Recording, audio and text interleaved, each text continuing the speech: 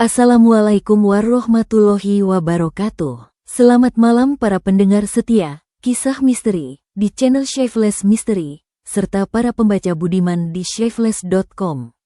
Kembali lagi bersama saya, sang penuntun Anda melewati lorong-lorong gelap kisah yang tersembunyi di balik tirai waktu. Di setiap jengkal tanah Jawa, di setiap desa yang tertidur di bawah naungan pohon beringin, tersimpan cerita yang bukan sekadar dongeng semata. Ada desiran angin yang membawa bisikan leluhur, ada bayangan di bawah pohon tua yang menari tarian tak kasat mata, dan ada pesona yang lahir bukan dari cahaya matahari, melainkan dari perjanjian dengan kegelapan. Malam ini, kita akan membuka salah satu lembaran kisah paling mencekam yang pernah tercatat dalam ingatan seorang penabuh kendang tua. Sebuah kisah tentang kecantikan yang abadi, suara yang memukau, dan kutukan yang tersembunyi di balik setiap senyum. Mari kita duduk lebih dekat, rapatkan barisan, dan biarkan malam yang dingin ini membawa kita menyelami misteri kehidupan dan kematian seorang sinden legendaris. Nyalakan lampu Anda, dan pastikan pintu telah terkunci, karena kita akan memasuki dunia di mana pesona bisa menjadi jebakan maut. Namaku Mbah Joko. Dulu, di tahun-tahun sekitar awal 1970-an, orang-orang kampung lebih akrab memanggilku Joko Kendang. Jemariku masih kuat, punggungku masih tegap, dan hatiku berapi-api untuk menabuh kendang dari senja hingga fajar menyingsing. Desa Girirejo, tempatku tinggal, masih sangat berbeda dengan sekarang. Belum ada deru mesin, belum ada lampu neon yang menyilaukan.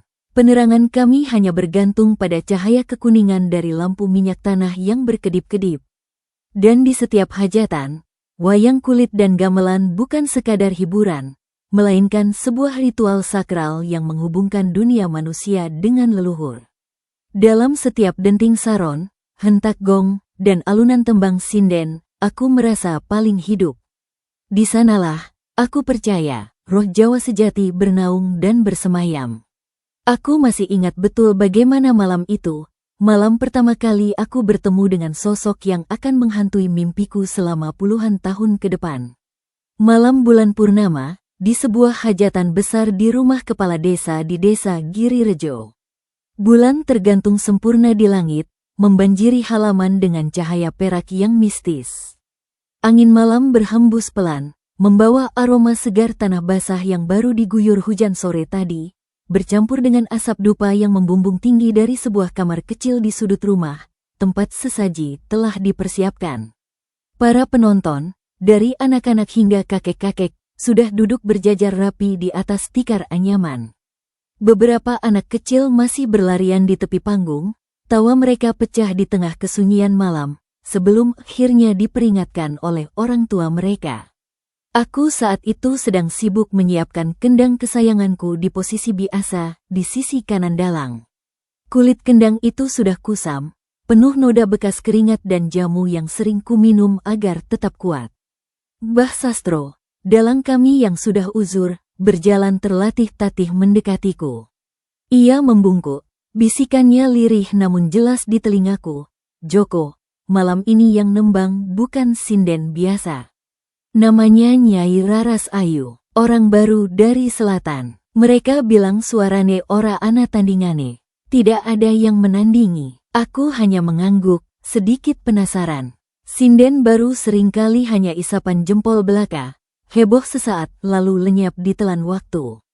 Tak lama kemudian, dari balik tirai kelambu yang membatasi panggung dengan area penonton, muncullah sosok yang membuat semua keramaian seolah membeku. Seorang wanita muda berjalan dengan anggun mengenakan kebaya hijau pupus yang ketat, meliuk-liuk indah mengikuti setiap langkahnya. Rambutnya yang hitam pekat disanggul tinggi rapi, dengan beberapa kuntum melati putih masih segar terselip di ujungnya. Namun, bukan pakaiannya atau sanggulnya yang membuatku menahan napas. Wajahnya terlalu sempurna, terlalu cantik untuk ukuran manusia biasa. Kulitnya halus seperti porselen, berwarna kuning langsat yang berkilau di bawah cahaya bulan. Matanya tajam, namun sekaligus teduh seperti danau yang tenang di dini hari. Dan ketika ia tersenyum tipis kepada para penonton di barisan terdepan, semua mata yang memandangnya seolah terpaku, terhipnotis. Begitu gamelan mulai berbunyi dengan lembut, ia pun mulai menembang. Ladrang Wilujeng Kidung itu, sebuah tembang pembuka yang biasanya terdengar biasa saja, namun di mulutnya berubah menjadi sesuatu yang lain. Suaranya melengking halus, namun memiliki daya tarik yang luar biasa, meluncur seperti angin sejuk yang menembus rimbunnya daun bambu. Tapi yang membuatku merinding bukanlah keindahan suaranya, melainkan getaran aneh yang tiba-tiba menyelimuti seluruh ruangan. Orang-orang yang tadinya masih berbisik-bisik dan ribut langsung terdiam. Bahkan anak-anak yang tadi berlarian pun berhenti di tengah jalan, menatapnya tanpa berkedip, seolah jiwa mereka tersedot keluar dari raga. Dari balik instrumen gamelan, aku bisa melihat wajahnya dengan jelas. Di bawah sorotan lampu obor yang berkedip-kedip, aku melihat sesuatu yang aneh. Ada kilatan kecil yang berkilauan di bawah bibir bawahnya, seperti pantulan emas murni yang muncul dan hilang setiap kali ia membuka mulut untuk menyanyi. Awalnya aku mengira itu mungkin karena sisa minyak wajah atau keringat, tapi saat lagu kedua dimulai, kilatan itu muncul lagi. Kali ini lebih terang, lebih jelas, seolah ada sebuah benda logam yang tertanam di balik kulitnya. Suasana malam itu terasa semakin ganjil. Udara di sekitar panggung tiba-tiba terasa lebih dingin dari biasanya, padahal angin malam tidak bertiup kencang. Saat Nyai Raras Ayu menatap ke arahku di sela-sela alunan tembang, aku merasa dadaku berdebar keras tanpa sebab yang jelas. Matanya seperti memiliki daya tarik gravitasi sendiri, menarikku masuk ke dalam pusaran yang dalam dan gelap, membuat pikiranku goyah. Aku ingin menunduk, tapi tak mampu. Rasanya seperti ada kekuatan tak kasat mata yang menahan pandanganku, memaksaku untuk terus menatapnya. Ketika pertunjukan usai menjelang subuh, penonton masih belum mau bubar. Banyak lelaki kampung, dari yang muda hingga yang sudah beristri, berebut mendekat hanya untuk mencium tangannya atau sekadar menyentuh punggung tangannya. Anehnya, setiap orang yang berhasil menyentuh kulitnya langsung terdiam sesaat. Wajah mereka seolah terpukau, bingung, seperti kehilangan arah dan ingatan sejenak. Aku hanya memandang dari jauh, masih duduk di posisiku dengan kendang di pangkuan. Dadaku masih terasa sesak oleh rasa aneh yang tak bisa kusebut namanya. Perpaduan antara kagum, takut, dan daya tarik yang membingungkan. Malam itu, saat kami semua berkemas menyiapkan alat musik untuk dibawa pulang, aku melihat Nyai Raras Ayu duduk sendirian di sudut panggung yang sepi. Ia menatap kosong ke arah sebuah cermin kecil yang ia bawa dari rumah. Ia seperti berbicara pelan kepada bayangannya, tapi tidak ada suara yang keluar dari bibirnya. Hanya senyum tipis yang mengambang di wajahnya, senyum yang tidak sampai ke matanya. Lalu, ia menunduk dan menutup wajahnya dengan selendang batik yang ia kenakan. Saat aku lewat di dekatnya untuk membawa kendangku, angin dingin tiba-tiba menerpa, membawa aroma bunga kenanga yang sangat pekat dan menyengat, aroma yang tidak biasa ada di panggung wayang. Sejak malam itu, aku tahu ada sesuatu yang sangat berbeda pada dirinya. Kecantikan itu bukanlah milik dunia fana. Dan aku, Mbah Joko, baru saja menyaksikan awal dari sebuah kisah mengerikan yang tak bisa dijelaskan oleh akal manusia biasa. Sejak malam pertama kami pentas bersama, nama Nyai Raras Ayu mulai sering disebut-sebut di kalangan seniman Banyumas. Mulut ke mulut adalah promosi paling ampuh saat itu. Dalam hitungan minggu, namanya melambung bak bintang baru di langit seni karawitan. Setiap kali ada acara besar, dari hajatan pernikahan hingga ruatan desa, selalu ada permintaan khusus agar ia ikut menembang. Dan entah bagaimana, entah karena keahlianku yang sudah diakui atau karena takdir yang lainnya, aku selalu kebagian tugas untuk berada di panggung yang sama dengannya. Aku menjadi penabuh kendang andalan di setiap pertunjukan yang menampilkan Nyai Raras Ayu. Aku tak bisa membohongi diri sendiri. Ada rasa bangga yang luar biasa bisa satu kelompok dengan sinden yang sedang naik daun itu. Setiap pertunjukan, kami selalu mendapat sambutan paling meriah. Penonton membludak, dan hadiah atau uang panggilan yang kami terima selalu lebih besar dari biasanya. Namun, semakin sering aku berada di dekatnya, semakin banyak hal aneh yang tak kupahami yang kusaksikan. Kecurigaanku yang mulai tumbuh malam itu kini berubah menjadi keyakinan bahwa ada sesuatu yang tidak beres dengan wanita itu. Usai pentas, saat para sinden lainnya biasanya sibuk di belakang panggung, merapikan riasan wajah mereka di depan cermin kecil sambil bercerita dan tertawa, Nyai Raras Ayu tidak pernah melakukannya. Ia adalah sosok yang paling cepat menghilang dari keramaian.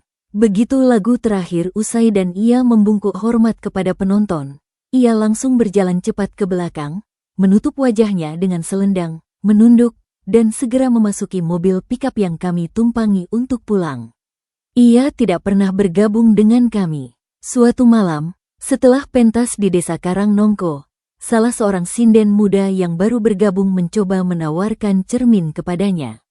"Monggo, Nyai, dipasang rambutnya sedikit," kata gadis itu polos. Nyai Raras Ayu berhenti sejenak. Ia tidak menoleh, tapi aku yang berdiri tidak jauh darinya bisa merasakan hawa dingin tiba-tiba menyelimuti area itu.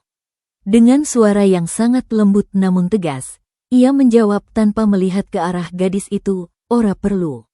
Wong ayu ora perlu nok owek dewe." Tidak perlu. Wanita cantik tidak perlu melihat dirinya sendiri. Ucapannya ringan, namun memiliki bobot yang aneh. Aku merasakan hawa dingin yang lebih tajam menusuk tulang punggungku setiap kali ia mengucapkan kalimat serupa di lain kesempatan. Bagaimana mungkin seorang seniman, apalagi seorang sinden yang penampilannya adalah segalanya, tidak peduli dengan penampilannya di depan cermin? Itu sama saja dengan seorang pelukis yang tidak mau melihat lukisannya. Ini sangat tidak wajar. Kecurigaanku semakin menjadi juga saat aku mulai memperhatikan detail-detail kecil lainnya. Ia tidak pernah makan atau minum apapun saat kami di panggung, bahkan saat jeda istirahat sekalipun. Para penabuh gamelan lainnya, termasuk aku, selalu menyempatkan diri minum kopi hangat atau makan nasi kucing yang disediakan tuan rumah. Tapi ia hanya duduk di sudut yang paling sepi, menunduk, dan sesekali memegang sebuah kalung kecil yang tidak pernah ia lepaskan dari lehernya. Aku pernah mencoba mengintip apa isi kalung itu, tapi ia selalu menyembunyikannya di balik baju kebayanya. Puncak keanehan itu terjadi suatu malam di desa Kedung Banteng. Acara berlangsung sangat meriah. Nyai Raras Ayu tampil memukau seperti biasanya. Di tengah-tengah pertunjukan, seekor kucing hitam tiba-tiba melintas dengan cepat di panggung, menabrak salah satu gong kecil dan membuatnya berbunyi nyaring. Semua orang terkejut, termasuk para pemusik. Nyali para penonton yang masih percaya tahayul sontak kaget. Tapi anehnya, Nyai Raras Ayu sama sekali tidak menunjukkan reaksi apapun. Ia bahkan tidak menyentak sedikit pun. Ia terus menembang dengan suara yang stabil, matanya menatap lurus ke depan, seolah tidak melihat apa-apa. Seolah seekor kucing yang berlarian di depannya hanyalah bayangan belaka. Setelah pertunjukan usai, aku tidak bisa menahan kepenasaranku lagi. Aku mendekati Mbah Sastro, sang dalang tua yang sudah menemaniku sejak aku masih muda belia. Ia sedang duduk di belakang panggung, menghisap rokok kretek lintingannya dengan santai. Aku duduk di sebelahnya, lalu menceritakan semua keanehan yang kusaksikan, tentang tatapannya yang menyeret jiwa, tentang penolakannya untuk bercermin, tentang kilatan emas di bawah bibirnya, dan tentang kejadian kucing tadi malam. Mbah Sastro hanya diam lama, matanya menatap jauh ke kegelapan malam sambil menghisap rokoknya dalam-dalam. Asap tebal keluar dari mulutnya yang tak bergigi, mengepul di antara kami. "Joko," katanya pelan, suaranya serak karena umur. "Ojo kebanyakan mikir, lan ojo kebanyakan ngurusi urusan Nyai iku. Jangan terlalu banyak berpikir, dan jangan terlalu banyak ikut campur urusan Nyai itu." "Tapi Mbah, ini aneh. Aku merasa tidak nyaman setiap kali berada di dekatnya," desakku. Mbah Sastro membuang puntung rokoknya, lalu menatapku dengan mata sayu yang seolah telah melihat terlalu banyak hal di dunia ini. Dewe wis ngerti opo sing dikandut. Kita sudah tahu apa yang dikandungnya. Dheweke wis nggunakake susuk pancer saka Gunung Kamandaka. Ia sudah menggunakan susuk pancer dari Gunung Kamandaka. Kata susuk itu membuat darahku serasa berhenti mengalir sesaat. Aku tahu apa itu susuk. Tapi susuk dari Gunung Kamandaka adalah cerita yang berbeda levelnya. Gunung itu memang sudah terkenal sejak dulu sebagai tempat yang angker, tempat para pencari kekuatan supranatural melakukan ritual. Konon, susuk dari sana bukan sekadar emas atau perak biasa, melainkan logam-logam khusus yang sudah diisi dengan mantra dan darah dari hewan-hewan suci, bahkan darah manusia. Lalu Mbah Sastro melanjutkan. Suaranya menurun menjadi bisikan yang hampir tak terdengar. Gunung Kamandaka iku bukan gunung biasa, Joko. Wong-wong sing duwe hajat, arep peson muncul, arep misuwur, arep disenengi wong akeh, kabeh melebu saka kono. Gunung Kamandaka itu bukan gunung biasa, Joko. Orang-orang yang punya hajat, ingin pesonanya muncul, ingin terkenal, ingin disukai banyak orang, semuanya masuk dari sana. Tapi sing orang ngerti, ora mung logam sing ditandur ing ewek dewe. Ana kodam, tapi yang tidak mereka tahu, tidak hanya logam yang ditanam di dalam tubuhnya. Ada kodam, tanyaku serak. Iyo, kodam, yaiku makhluk saka alam liya sing diundang lan nunggu ing enjero ewek dadi panggon tinggale. Iya, kodam, yaitu makhluk dari alam lain yang diundang dan menunggu di dalam tubuhnya sebagai tempat tinggalnya. Lan saben kodam iki, mesti ana janjine, wajib dibayar, biasane nyuwun tumbal, dan setiap kodam ini, pasti ada janjinya, wajib dibayar, biasanya meminta tumbal. Aku tercekat, napasku tertahan, jadi, kecantikan dan suara emas Nyai Raras Ayu adalah hasil dari perjanjian dengan makhluk dari alam lain. Dan makhluk itu tinggal di dalam dirinya. Tiba-tiba, kilatan emas di bawah bibirnya terasa sangat menakutkan. Bukan lagi indah, melainkan sebuah tanda dari kutukan yang sedang berjalan. Aku menatap Mbah Sastro dengan mata berbinar, takut sekaligus penasaran. Lalu tumbalnya apa, Mbah? Mbah Sastro menghela napas panjang. Orang ngerti, tapi siji sing pasti, kabeh sing dikandut iku bakal dibayar kanthi rega sing paling mahal. Yaiku, sebagian dari jiwa. Tidak tahu, tapi satu yang pasti, semua yang dikandung itu akan dibayar dengan harga yang paling mahal. Yaitu, sebagian dari jiwa. Malam itu, aku tidak bisa tidur. Kata-kata Mbah Sastro terus terngiang di telingaku. Setiap kali aku memejamkan mata, aku melihat wajah cantik Nyai Raras Ayu dengan senyumnya yang mempesona. Namun di balik senyum itu, kini aku membayangkan sesosok makhluk asing yang sedang tersenyum sinis. Aku sadar, aku tidak lagi hanya sekadar menjadi penabuh kendang dalam sebuah pertunjukan. Aku telah menjadi saksi dari sebuah tragedi yang sedang berlangsung perlahan. Sebuah tragedi yang berbalut pesona dan keindahan. Sejak percakapan malam itu dengan Mbah Sastro, pandanganku terhadap Nyai Raras Ayu berubah total. Setiap kali ia naik ke panggung, aku tidak lagi melihat seorang seniman yang cantik dan berbakat. Aku melihat sebuah wadah manusia yang dihuni oleh sesuatu yang tidak seharusnya ada di sana. Setiap alunan suaranya yang merdu, ku dengar sebagai desiran dari makhluk yang bersembunyi di balik tenggorokannya. Setiap senyumnya yang memukau, kulihat sebagai sebuah topeng yang menutupi perjanjian mengerikan di baliknya. Rasa takut mulai menyelipiku, namun di sisi lain, rasa penasaranku justru semakin menjadi-jadi. Aku ingin tahu lebih banyak. Aku ingin memahami betapa dalam ia terjerat dalam perjanjian itu. Suatu hari, setelah sebuah pertunjukan siang di sebuah pernikahan, aku sengaja pulang lebih awal bersama Mbah Sastro. Aku memintanya untuk menceritakan lebih banyak tentang Gunung Kamandaka dan susuk pancer yang disebutnya. Kami duduk di teras rumahnya yang sederhana, minum kopi pahit sambil menatang sawah yang menghijau. Mbah Sastro, yang sudah menganggapku seperti anaknya sendiri, akhirnya mau bercerita. Ia menghela napas panjang, seolah akan menggali kembali ingatan yang sudah lama ia kubur dalam-dalam. Joko, Gunung Kamandaka iku panggonan sing sakral sekaligus angker. Congon mbok bae ngerti. Joko, Gunung Kamandaka itu tempat yang sakral sekaligus angker. Lebih baik kamu tidak tahu. Tapi karena kamu sudah terlanjur melihat tanda-tandanya, Mbah ceritakan. Dulu, zaman biyen, gunung iku dadi papan pertapaan para resi. Mereka mencari ketenangan dan kekuatan spiritual di sana. Tapi seiring waktu, ketika iman manusia mulai goyah, gunung itu berubah fungsi. Ia menjadi tempat para dukun, paranormal, dan orang-orang yang punya hajat besar melakukan ritual yang tidak semestinya. Ia berhenti sejenak, meneguk kopinya. Salah satunya iku ritual nggoletke susuk. Salah satunya adalah ritual mencari susuk. Tapi susuk saka Gunung Kamandaka iku beda.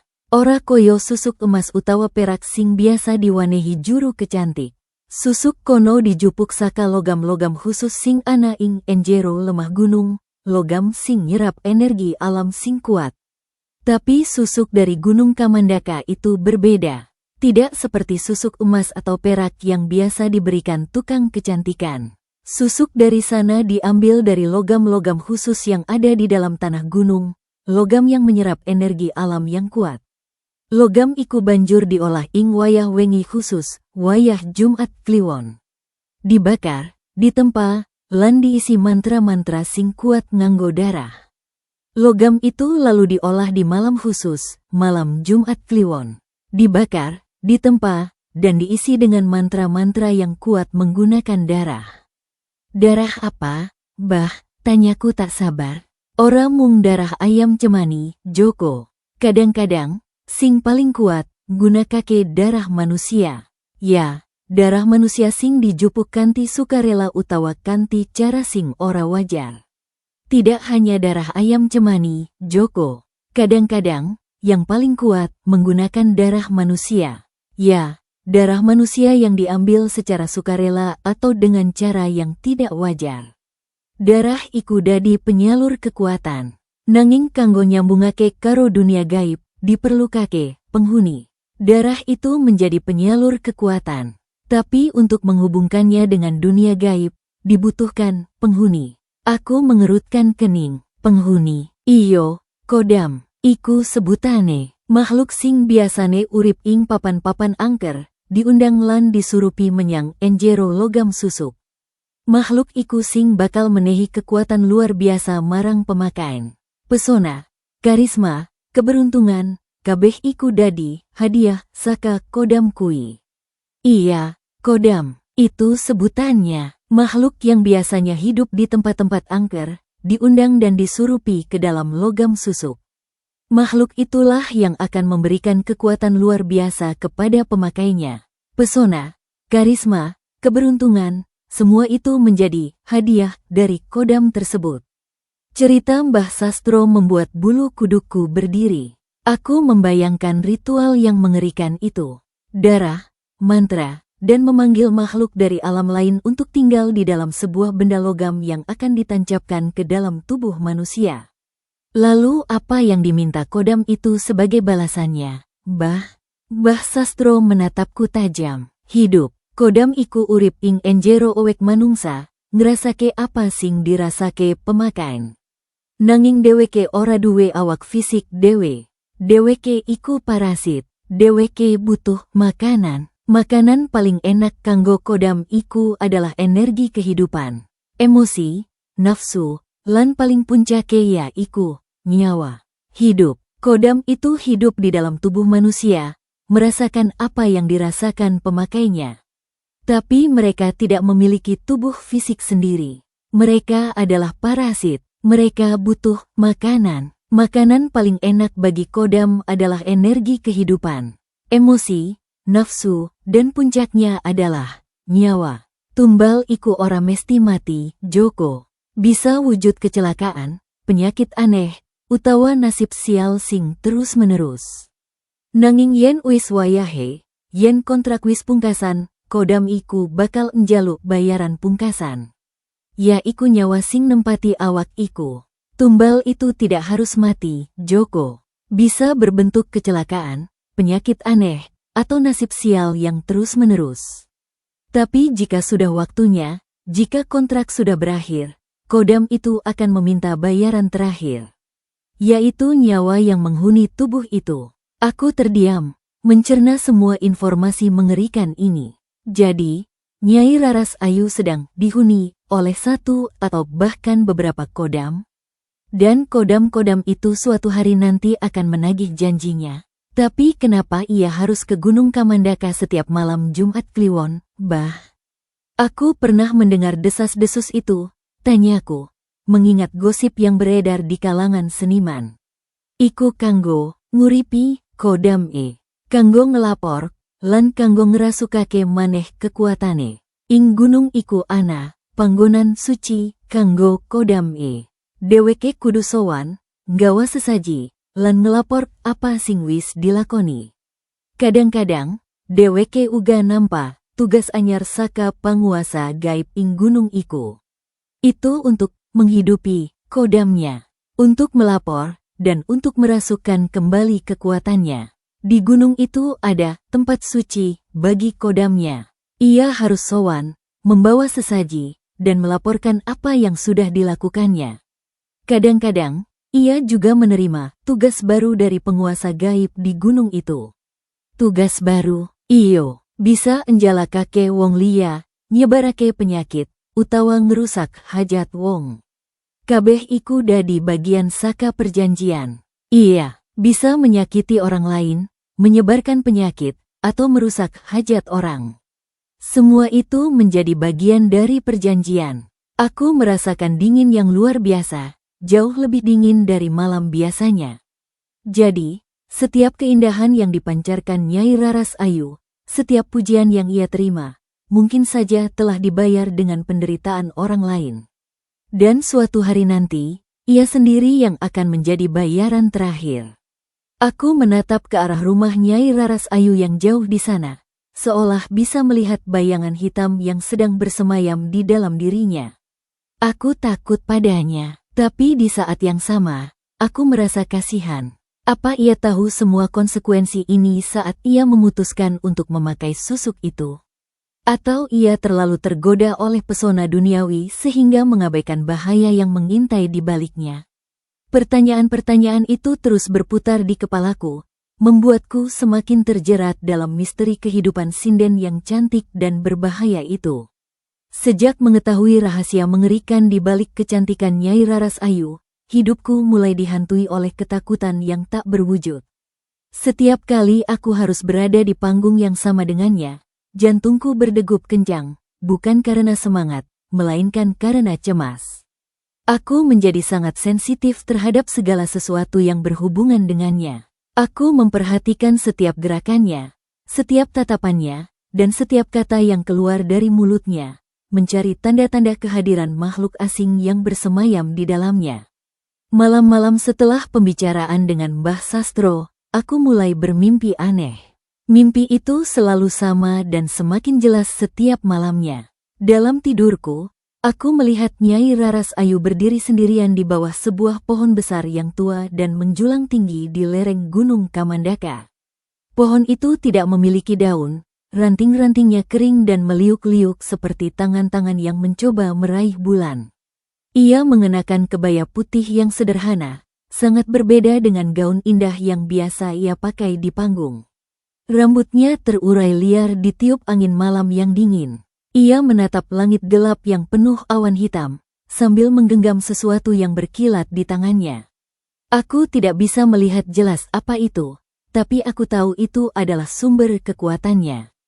Dan dari kejauhan, dari balik bayangan pohon-pohon lain, aku mendengar suara laki-laki yang sangat berat dan serak berbisik.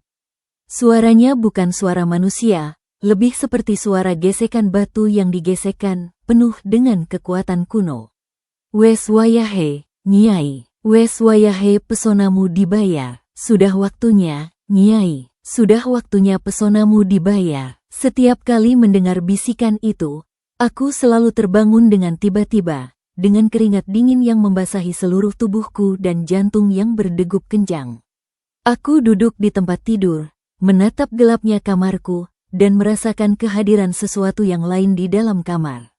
Aroma bunga kenanga yang pekat tiba-tiba muncul di udara, aroma yang sama yang selalu kucium setiap kali Nyai Raras Ayu berada di dekatku. Aku segera membaca doa, berzikir pelan sampai rasa takut itu perlahan mereda.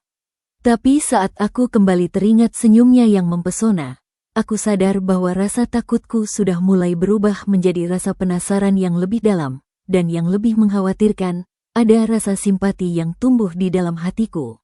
Ada rahasia besar di balik senyumnya, dan aku tahu, cepat atau lambat, aku akan terseret lebih dalam ke dalamnya.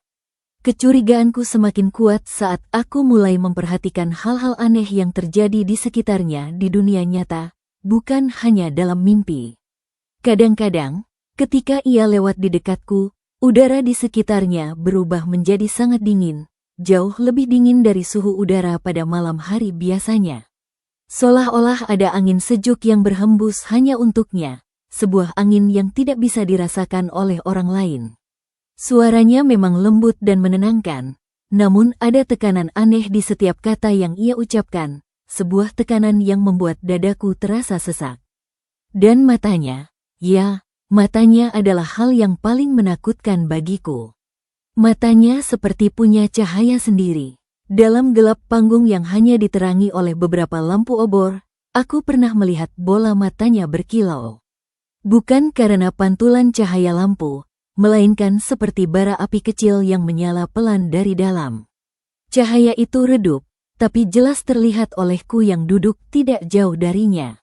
Saat itu ia sedang menembang dengan mata terpejam, namun tiba-tiba ia membuka matanya dan menatap lurus ke arahku. Selama beberapa detik, aku melihat kilauan merah kecil di pupilnya sebelum ia kembali menutup mata dan melanjutkan tembangnya. Aku terguncang hebat.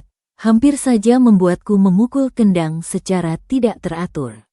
Meski aku sangat takut, entah mengapa aku juga tak bisa menjauh darinya. Ada sesuatu dalam dirinya yang menahan langkahku, seperti tali halus yang mengikatku tanpa kusadari. Setiap kali ia bicara, bahkan hanya mengucapkan kata "terima kasih" dengan suaranya yang merdu, suaranya seolah masuk langsung ke dalam pikiranku, membuatku ingin terus mendengarnya. Aku merasa terjebak dalam sebuah pusaran, antara ketakutan akan bahaya yang mengancamnya dan daya tarik misterius yang dipancarkannya. Suatu hari, setelah sebuah latihan gamelan di balai desa, aku melihatnya duduk sendirian di bawah pohon mangga di halaman. Aku mengambil keputusan untuk mendekatinya, mencoba berbicara padanya secara langsung. Mungkin aku bisa membantunya, atau setidaknya memperingatkannya. Dengan langkah ragu-ragu, aku mendekat. Ia menyadari kehadiranku dan menoleh. "Ada apa, Pak Joko?" tanyanya lembut. Aku mencoba mengumpulkan keberanian. "Nyai, aku hanya, apakah Nyai baik-baik saja?" Aku melihat Nyai terlihat pucat akhir-akhir ini. Kataku berbohong, hanya sebagai pembuka. Ia tersenyum tipis. Senyum yang tidak lagi membuatku terpukau, melainkan membuatku bergidik. "Ini hanya biasa, Pak Joko. Usia, kadang-kadang tubuh ini terasa lelah. Tapi Nyai masih muda dan cantik. Tidak mungkin terasa lelah." Godaku, mencoba memancingnya. Ia menatapku dalam-dalam, dan sekali lagi aku melihat kilauan aneh di matanya. "Kecantikan itu kadang-kadang membutuhkan harga yang mahal, Pak Joko. Harga yang tidak selalu bisa dibayar dengan uang." Jantungku berhenti sejenak. Apakah ia tahu bahwa aku tahu? Atau ini hanya kebetulan? Sebelum aku bisa menjawab, ia berdiri dan mengangguk hormat kepadaku. "Maaf, Pak Joko, aku harus pulang sekarang." Ia lalu berlalu meninggalkanku, meninggalkan aroma bunga kenanga yang menyengat dan sebuah misteri yang semakin dalam. Aku hanya bisa berdiri di bawah pohon mangga itu, menatap punggungnya yang menjauh. Aku sadar bahwa aku tidak bisa berbuat apa-apa. Ia sudah terlalu jauh masuk ke dalam perjanjian itu. Dan aku, hanya seorang penabuh kendang tua, tidak punya kekuatan untuk menariknya keluar dari pusaran kegelapan yang telah memeluknya. Aku hanya bisa menjadi penonton yang ketakutan, menyaksikan bagaimana pesona yang indah itu perlahan-lahan akan memakan tuannya sendiri. Malam itu adalah malam yang takkan pernah kulupakan selama sisa hidupku. Kami baru saja selesai pentas di rumah Pak Lurah Wijaya Kusuma di desa sebelah. Hajatan besar untuk peringatan ulang tahun putranya yang berlangsung sangat meriah hingga lewat tengah malam. Penonton sangat antusias, dan Nyai Raras Ayu, seperti biasa, tampil sempurna. Suaranya melengking indah, membawa semua yang mendengarnya terhanyut ke dalam alunan tembang Jawa yang penuh makna.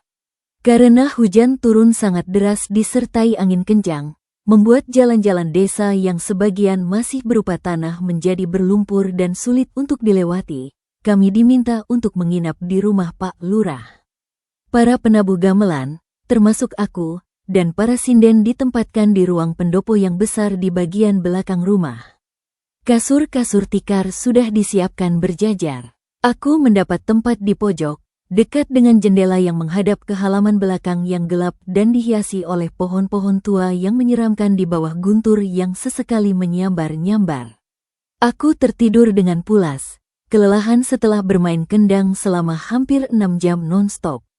Namun, sekitar jam 2 dini hari, aku terbangun secara tiba-tiba. Bukan karena suara guntur atau hujan, melainkan karena aku mendengar sebuah suara nyanyian yang sangat lirih. Suara itu begitu halus, merayap masuk ke dalam telingaku seperti angin sepoi-sepoi, namun terdengar sangat jelas melantunkan tembang Ladrang Asmorodono, sebuah tembang tentang cinta yang penuh duka. Suara itu, suaranya Nyai Raras Ayu. Aku mengira mungkin ia masih belum tidur dan sedang berlatih untuk pertunjukan berikutnya. Tapi ada yang aneh, udara di sekitarku terasa sangat dingin sekali, jauh lebih dingin dari seharusnya malam hujan. Dinginnya menusuk hingga ke tulang, seperti embun beku di puncak gunung yang menembus lapisan pakaian dan kulit. Aku menggigil, bukan karena kedinginan, melainkan karena rasa takut yang tiba-tiba muncul dari ketiakku. Dengan hati-hati, aku bangkit dari tidurku, mencoba untuk tidak membangunkan yang lain. Aku mengendus-endus, mencoba mencari dari arah mana suara itu berasal. Semakin aku mendekati ruang tengah rumah yang sepi dan gelap, semakin tercium aroma bunga kenanga dan kemenyan yang sangat pekat. Aromanya menusuk hidung, membuatku sedikit pusing, namun juga seperti memaksaku untuk terus berjalan maju. Dari celah pintu kayu ruang tengah yang sedikit terbuka, aku mengintip ke dalam. Dan di sanalah, aku melihat sesuatu yang membuat semua bulu kuduk di sekujur tubuhku berdiri tegak, dan darahku seolah membeku di pembuluh. Nyai Raras Ayu duduk bersila di lantai ubin yang dingin, tepat di depan sebuah cermin besar yang berdiri kokoh dan menghadap ke arah timur. Cermin itu bukan cermin biasa, bingkainya tua dan diukir dengan motif-motif aneh yang tidak aku kenal. Rambutnya yang hitam pekat terurai panjang, menutupi sebagian wajahnya yang pucat. Ia mengenakan kebaya putih tipis yang sedikit tembus pandang. Di sekelilingnya, tersusun rapi 7 mangkuk kecil berisi air, bunga melati, mawar merah, dan sesaji lainnya seperti kembang telur dan bubuk kemenyan. Beberapa lilin kecil menyala di sekelilingnya, membuat bayangannya menari-nari di dinding. Tapi bukan itu yang membuatku gemetar hebat, melainkan apa yang terlihat di dalam cermin itu. Di dalam pantulan cermin yang besar dan jernih itu, berdiri sosok lelaki hitam yang sangat besar dan tinggi di belakangnya. Tubuhnya tidak berwujud padat, namun berasap, seperti asap tebal yang berbentuk manusia. Wajahnya tidak jelas, tertutup oleh kabut hitam, hanya sepasang mata yang berwarna merah menyala yang terlihat jelas, memantul tajam ke arahku seolah ia tahu aku sedang mengintip. Sosok hitam itu perlahan mendekat, lalu menunduk ke arah Nyai Raras Ayu yang masih duduk kaku dengan mata terpejam. Ia menciumi pipi wanita itu dengan pelan, sebuah ciuman yang terlihat sangat dingin dan penuh dengan kekuasaan. Lalu, sebuah suara bisikan yang sangat berat dan dalam terdengar samar, seolah berasal dari dasar bumi. Wis wayahe, Nyai, ojo lali janji neng Kamandaka. Sudah waktunya, Nyai, jangan lupa janji di Kamandaka. Tubuh Nyai Raras Ayu bergetar hebat. Bibirnya terbuka, seolah ingin berteriak, tapi tidak ada suara yang keluar.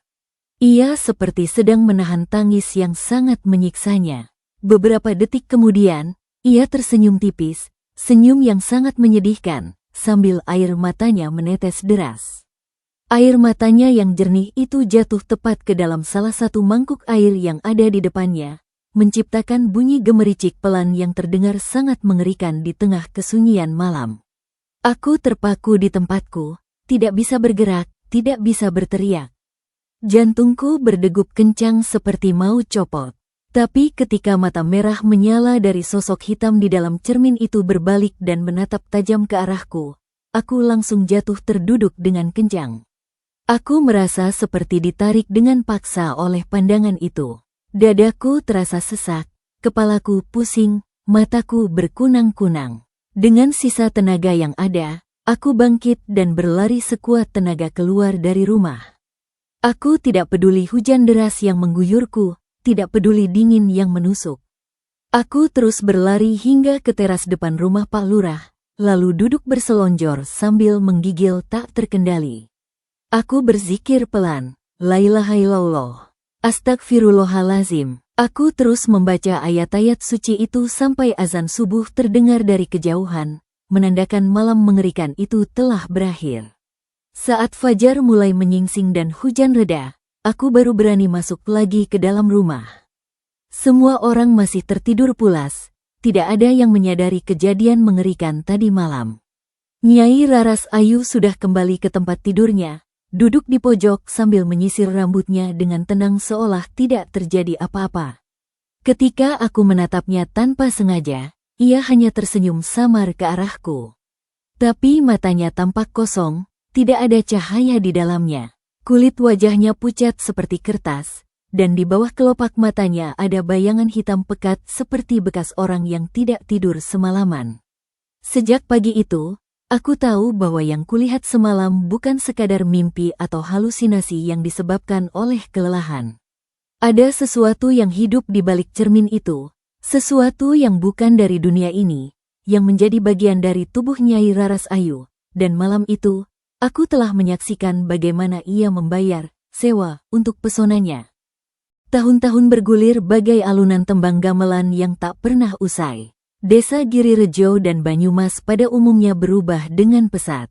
Lampu minyak tanah digantikan oleh lampu listrik yang terang benderang, jalan berlumpur menjadi aspal halus, dan hiburan rakyat seperti wayang kulit mulai tergeser oleh film-film dari kotak televisi. Namun, satu nama yang tetap harum dan bahkan semakin berkibar di telinga para penikmat seni tradisional, Nyai Raras Ayu. Sinden yang dulu muda dan mempesona itu kini telah menjadi legenda hidup. Anak-anak muda yang dulu lahir di desa kami, kini sudah memiliki anak sendiri, dan mereka semua tahu siapa Nyai Raras Ayu. Yang paling aneh dan menjadi bahan perbincangan di setiap warung kopi adalah wajahnya. Wajahnya tidak berubah sedikit pun. Tidak ada satu kerutan pun yang menghiasi kulitnya yang masih seputih melati. Matanya masih bening, memantulkan cahaya dengan cara yang sama seperti 20 tahun yang lalu. Suaranya pun masih sama merdu, bahkan terasa lebih dalam dan lebih penuh penghayatan dari dulu. Aku, Mbah Joko, kini sudah jarang ikut menabuh gamelan. Tanganku mulai bergetar, dimakan usia, dan pendengaranku tidak lagi sepeka dulu. Tapi telingaku masih setia menampung kabar dan desas-desus dari sesama seniman tua yang masih tersisa. Setiap kali nama Nyai Raras Ayu disebut, hatiku bergetar aneh, sebuah perpaduan yang membingungkan antara rasa kagum yang masih tersisa dan rasa takut yang tak pernah benar-benar hilang. Aku masih ingat betul malam mengerikan saat aku melihatnya di depan cermin di rumah Pak Lurah, saat bayangan makhluk hitam itu menciumi wajahnya. Kenangan itu seperti sebuah luka yang tidak pernah benar-benar sembuh, selalu sakit jika disentuh oleh ingatan. Nyai Raras Ayu saiki ora mung sinden mok, Pak Joko, kata seorang dalang tua di warung kopi suatu sore sambil menyeduh kopi tubruknya. Dheweke saiki wis dadi sesepuh karawitan ing wilayah iki. Wong-wong akeh sing sowan, nyuwun pangestu, minta doa restu kanggo anak, usaha, utawa hajat liyane. Nyai Raras Ayu sekarang bukan hanya sinden biasa, Pak Joko. Dia sekarang sudah menjadi sesepuh karawitan di wilayah ini. Banyak orang yang sowan, meminta restu, minta doa untuk anak, usaha, atau hajat lainnya. Aku mengangguk, menyeruput kopiku yang sudah dingin. Tapi aku mendengar cerita aneh tentangnya, kataku pelan. Pria tua itu menoleh, matanya berbinar dengan gairah untuk menceritakan misteri. Iyo, opo iku, apa kau juga mendengar bahwa setiap malam Jumat Kliwon, dheweke ngilang? Iya, bagaimana? Apa kau juga mendengar bahwa setiap malam Jumat Kliwon, dia menghilang? Iya. Katanya dia pergi ke Gunung Kamandaka, timpal seorang penabuh saron muda yang duduk di sebelahku. Iyo, aku dengar juga begitu. Katanya dia naik ke Gunung Kamandaka sendirian di tengah malam membawa sesaji. Sepertinya dia akan nyekar atau melakukan semacam ritual. Tapi tidak ada seorang pun yang berani menyusul atau mengikutinya. Orang-orang bilang, gunung itu malam itu sangat angker. Hanya dia yang bisa melalui dengan selamat, jelas dalang tua itu dengan suara berbisik. Gunung Kamandaka, nama itu kembali menghantam pikiranku seperti palu godam. Dulu Mbah Sastro pernah menyebut tempat itu sebagai asal-muasal susuk pancer yang dipakai Nyai Raras Ayu. Semua potongan cerita aneh yang kudengar selama ini mulai menyatu seperti sebuah teka-teki yang menakutkan. Apakah Nyai benar-benar menjalin perjanjian dengan makhluk gaib di sana? Dan apakah ritual malam Jumat Kliwon itu adalah bagian dari pembayaran, sewa, yang harus ia lakukan? Suatu malam, aku tidak sengaja mendengar kabar yang lebih mengerikan lagi dari seorang penabuh gendang muda yang baru saja pulang dari pentas bersama Nyai Raras Ayu di kota. Wajahnya pucat, matanya tak fokus. Anehnya, Bah, katanya dengan suara gemetar setelah aku menawarinya segelas teh hangat. Aku melihat wajah Nyai di lampu panggung tadi, dan dia tidak punya bayangan, loh. Beberapa orang yang mendengar tertawa, mengira anak itu sedang mabuk atau melihat karena cahaya lampu yang salah arah. Jangan berlebihan, nak, mungkin lampunya saja yang aneh, kata seorang senior. Tapi pemuda itu menggeleng kuat. Tidak, Bah, aku yakin, aku sengaja perhatikan. Semua orang, semua benda di panggung punya bayangan. Tapi dia, tidak ada. Sama sekali tidak ada. Tubuhnya menyala, tapi di lantai di bawahnya, kosong. Gelap, tubuhku merinding mendengarnya. Aku menatap kosong ke gelas kopi yang sudah dingin di tanganku. Dulu, aku hanya menduga-duga. Kini, semua tanda-tanda supranatural mulai terlihat jelas di mata orang lain. Kecantikan Nyai Raras Ayu bukanlah anugerah dari Tuhan, melainkan hasil dari perjanjian hitam yang membuatnya tak tersentuh oleh waktu, bahkan oleh hukum alam dasar sekalipun seperti memiliki bayangan. Desas-desus lain yang lebih mengerikan pun merebak di kalangan masyarakat. Beberapa pemuda tampan yang berani melamar Nyai Raras Ayu dikabarkan jatuh sakit secara misterius tak lama setelah menolaknya. Ada yang tiba-tiba gila, berbicara sendiri di jalan. Ada yang mengalami kecelakaan aneh yang membuatnya cacat seumur hidup. Bahkan, ada 2 orang yang meninggal dunia tanpa sebab yang jelas. Dokter menyebutnya gagal jantung tiba-tiba. Semua yang berani menyentuh Nyai atau berniat memilikinya, pasti tidak akan selamat, kata seorang juru kunci makam tua dengan suara lirih di antara asap rokoknya. Seperti ada sesuatu yang menjaganya, sebuah pagar gaib yang melarangnya disentuh oleh siapapun. Aku tidak pernah lagi berani menegur atau bahkan menatap Nyai Raras Ayu terlalu lama setelah mendengar semua kabar mengerikan itu. Di dalam hatiku, aku yakin bahwa Raras Ayu yang sekarang bukan lagi manusia biasa. Pesonanya memang indah, tapi dingin dan mematikan, seperti bunga Kamboja yang mekar indah di pemakaman. Kecantikannya adalah sebuah perangkap, dan siapapun yang terlalu dekat, akan terperosok ke dalamnya. Aku hanya bisa berdoa, semoga suatu hari nanti, ia bisa terbebas dari kutukan yang memenjarakan jiwa dan raganya itu. Tahun 1983 menjadi tahun yang takkan pernah dilupakan oleh para seniman karawitan di Banyumas. Malam itu, alun-alun Purwokerto dipenuhi oleh ribuan orang dari berbagai penjuru. Lampu-lampu Petromax berjajar rapi, menerangi panggung besar yang megah di mana pertunjukan wayang kulit All Star akan digelar dalam rangka Hari Jadi Kota. Suasana sangat meriah, campuran antara antusiasme penonton dan sibuknya para seniman yang bersiap-siap. Di tengah hiruk-pikuk persiapan itu, satu nama kembali menggema dengan kuat, Nyai Raras Ayu. Ia menjadi sinden utama malam itu, didampingi oleh para pengrawit senior, termasuk aku, Mbak Joko, yang sengaja datang hanya untuk menonton, bukan untuk menabuh kendang. Tanganku sudah terlalu tua untuk menabuh sepanjang malam, tapi rasa penasaranku akan nasibnya membuatku harus datang. Ketika Nyai Raras Ayu naik ke panggung, semua mata tertuju padanya. Meski sudah lebih dari 20 tahun berlalu sejak pertama kali ia dikenal, wajahnya masih sama persis. Tidak ada kerutan di sudut matanya. Tidak ada garis halus di dahinya, tidak ada uban di rambutnya. Ia mengenakan gaun kebaya berwarna merah marun yang terbuat dari kain sutra yang mewah. Rambutnya disanggul rapi, dan di ujung bibirnya terselip senyum yang menawan namun terasa sangat dingin bagiku. Tembang pertama, Ladrang Pangkur, mengalun lembut dari gamelan. Suara Nyai Raras Ayu terdengar merdu dan jernih seperti sumber matahari yang tak pernah kering, seolah berasal dari dunia lain. Orang-orang terpukau, bahkan anak kecil yang tadinya ribut pun terdiam, menatapnya dengan mulut menganga. Aku, yang duduk di barisan paling depan, memejamkan mata. Aku merasakan hawa aneh yang menyelimuti panggung itu. Udara terasa berat dan sesak, seolah tekanan di bawah laut. Angin yang tadi berhembus pelan tiba-tiba berhenti sama sekali, membuat suasana menjadi sangat statis dan mencekam. Ketika gending Kinanti Sandung mulai dimainkan, Nyai Raras Ayu membuka mulutnya lagi. Namun, kali ini, suaranya terdengar berbeda.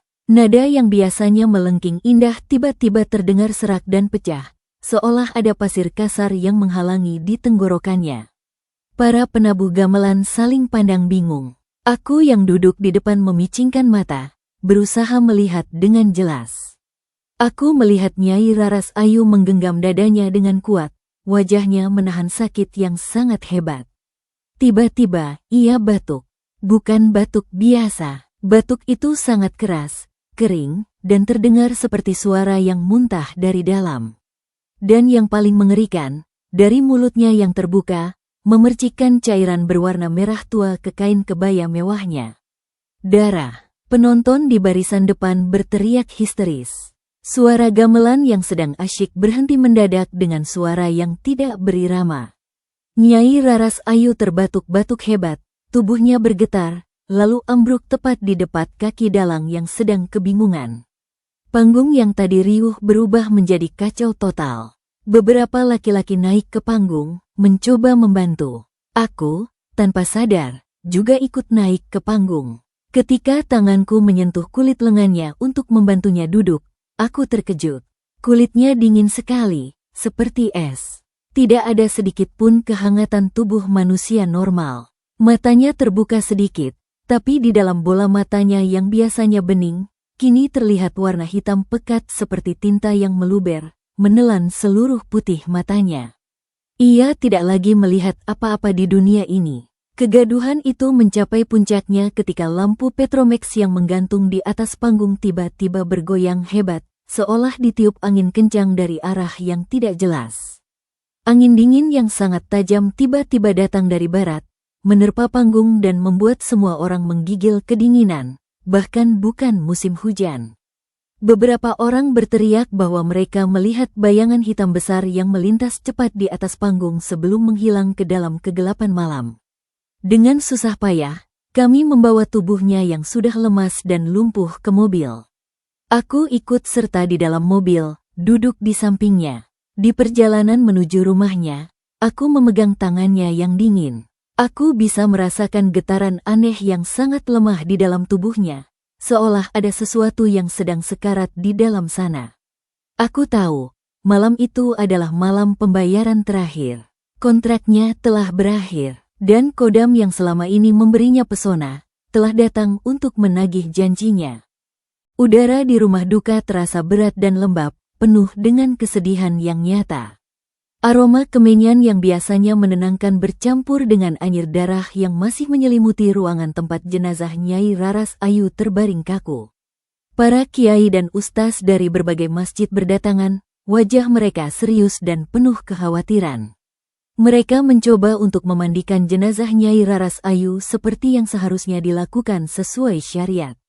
Namun, begitu air suci yang telah dibacakan doa menyentuh kulitnya, terjadi kejadian aneh. Uap putih teka tiba-tiba muncul dari permukaan kulitnya, dan kain kafan yang digunakan untuk menutupi auratnya secara tiba-tiba terbakar kecil-kecil di bagian ujungnya, tanpa ada sumber api. Semua yang hadir di ruangan itu terkejut dan mundur beberapa langkah. Salah satu kiai tua segera membasahi kain itu lagi dengan air, namun api kecil itu muncul kembali. "Ini bukan kematian biasa," ujar seorang ustaz sepuh dengan suara bergetar, wajahnya pucat. "Jenazah ini membawa panas dari perjanjian yang belum ditebus. Ada sesuatu yang masih melekat padanya, sesuatu yang menolak untuk dilepaskan."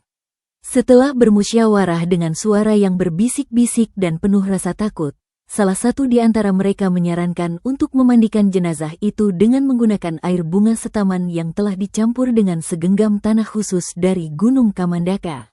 "Mungkin di sanalah asal kekuatan yang melekat padanya. Kita harus memutus ikatan itu dari sumbernya," kata kiai itu. Malam itu, aku ikut menatap dari jauh, duduk di beranda depan. Hatiku bergetar pilu melihat wanita yang dulu aku kagumi dan takuti, kini terbujur kaku tanpa daya. Para ibu-ibu yang akan memandikannya pun mengucapkan doa dengan khusyuk. Salah satu kiai tua mengusap keringat di dahinya sebelum perlahan membuka kain penutup wajah jenazah setelah dimandikan oleh para ibu sukarela. Semua yang hadir menahan napas. Seketika, terdengar beberapa orang berisak pelan. Wajah Nyai Raras Ayu memang tampak tenang, seperti orang tidur. Tapi di pipinya yang pucat, terlihat puluhan titik kecil yang berkilat seperti butiran logam. Awalnya mereka mengira itu hanya pantulan cahaya dari lampu teplok yang ada di ruangan itu. Namun, ketika kain penutup digeser sedikit ke arah leher, kilauan itu semakin banyak, seperti jarum-jarum kecil yang tertanam di bawah kulitnya. "Astaghfirullahalazim. Iki opo, Pak Kiai?" teriak seorang warga dengan suara gemetar, menunjuk ke arah wajah jenazah. Belum semput Kiai itu menjawab, sebuah suara lirih namun jelas terdengar dari dalam tubuh jenazah itu. Krek, krek, seolah ada benda logam yang bergesekan dari dalam daging. Lalu, perlahan, satu jarum kecil berwarna keemasan muncul dari pipi jenazah, menembus kulit dari dalam. Ujungnya yang tajam basah oleh cairan hitam pekat yang bukan darah, yang segera menetes ke kain putih di bawahnya dan meninggalkan noda yang tidak bisa dihapus. Bau anyir yang sangat menyengat segera memenuhi ruangan, membuat beberapa orang menutup hidung mereka dengan tangan. "Susuk, semua ini susuk," teriak seorang ustaz muda sebelum mundur ketakutan dan hampir jatuh terjungkal. Seketika, suasana di ruangan itu berubah menjadi kacau total. Seorang ibu-ibu pingsan melihat pemandangan mengerikan itu. Beberapa laki-laki yang berhati lemah berlari keluar rumah dengan wajah pucat. Hanya tersisa para kiai yang mencoba menahan diri agar tidak panik, namun keringat sudah membanjiri dahi mereka. Namun, kejadian aneh itu belum selesai. Satu persatu, jarum-jarum kecil itu mulai keluar dari seluruh tubuh Nyai Raras Ayu. Dari leher, dada, lengan, hingga ujung jari. Seakan para kodam yang selama ini tinggal di dalam tubuhnya sudah selesai dengan tugas mereka dan sedang meninggalkan rumah mereka. Ada yang berwarna perak, ada pula yang keemasan. Setiap kali satu jarum keluar, terdengar bunyi halus seperti dengingan gamelan yang samar di telinga mereka. Sebuah melodi perpisahan yang mengerikan. Aku, yang menyaksikan langsung dari dekat, hanya bisa membaca istighfar berulang kali, sementara bulu kuduku berdiri seluruhnya. Ya Allah, susuk pancer saka Gunung Kamandaka, tenanan iki, ucap Kiai Sepuh itu dengan suara serak. Semua sudah keluar dengan sendirinya karena perjanjian mati dengan para kodam susuk itu telah tiba. Jarum-jarum itu terus keluar hingga belasan, mungkin puluhan jumlahnya, meneteskan cairan hitam yang baunya makin menyengat, seperti darah busuk yang sudah bertahun-tahun terkubur di dalam tubuhnya. Setelah jarum terakhir muncul dari kulit keningnya, tubuh Nyai Raras Ayu yang tadinya kaku terlihat sedikit lebih rileks. Warna kulitnya yang tadinya pucat kebiruan perlahan berubah menjadi warna kulit manusia normal. Seolah beban berat telah terangkat darinya. Dan yang paling mengejutkan, dalam hitungan menit, wajahnya yang tadinya tidak bercelah kerutan, tiba-tiba berubah. Kerutan-kerutan halus muncul di sudut matanya, garis-garis tanda usia muncul di dahinya, dan rambutnya yang hitam pekat di beberapa bagian terlihat beruban. Waktu yang selama ini ditahan oleh kekuatan gaib, akhirnya menyusulnya, bahkan setelah nafas terakhirnya berhenti. Dengan gemetar, para ibu-ibu itu kembali memandikan dan mengkafani Nyai Raras Ayu. Kali ini, tidak ada lagi kejadian aneh. Prosesi berjalan lancar, doa-doa panjang dibacakan, dan setelah itu, jasad Nyai Raras Ayu langsung dimakamkan di pemakaman keluarga di tepi desa, jauh dari keramaian, di bawah pohon beringin tua yang sepi. Sejak hari itu, kisah kematian Nyai Raras Ayu menjadi peringatan yang mengerikan bagi seluruh warga Banyumas. Tidak ada lagi yang berani mencari pesona lewat jalan pintas seperti susuk. Mereka percaya, setiap kilau kecantikan yang bukan berasal dari anugerah Tuhan, akan dibayar dengan harga yang paling mahal. Bahkan setelah nafas terakhir pun berhenti. Puluhan tahun telah berlalu sejak malam mencekam di alun-alun Purwokerto itu. Kini, aku, Mbah Joko, hanyalah lelaki renta dengan rambut putih seputih kapas dan punggung bungkuk yang mulai rapuh dimakan usia. Desa Girirejo telah berubah total. Anak-anak muda lebih suka menggenggam ponsel mereka daripada mendengarkan tembang gamelan. Panggung-panggung wayang kulit kini hanya bisa ditemui pada acara-acara besar yang sangat jarang terjadi. Setiap sore, aku duduk di pendopo kayu tua di rumahku. Pendopo itu adalah saksi bisu dari masa laluku yang gemilang. Dulu, tempat ini selalu ramai oleh suara gamelan dan kendang yang kutabuh hingga larut malam. Kini, pendopo itu sudah usang.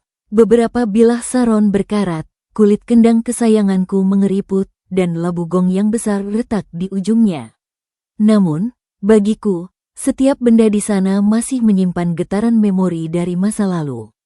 Kadang-kadang, ketika matahari hampir tenggelam di balik sawah yang menguning, aku menatap langit yang berwarna jingga dan berbisik pelan kepada angin senja.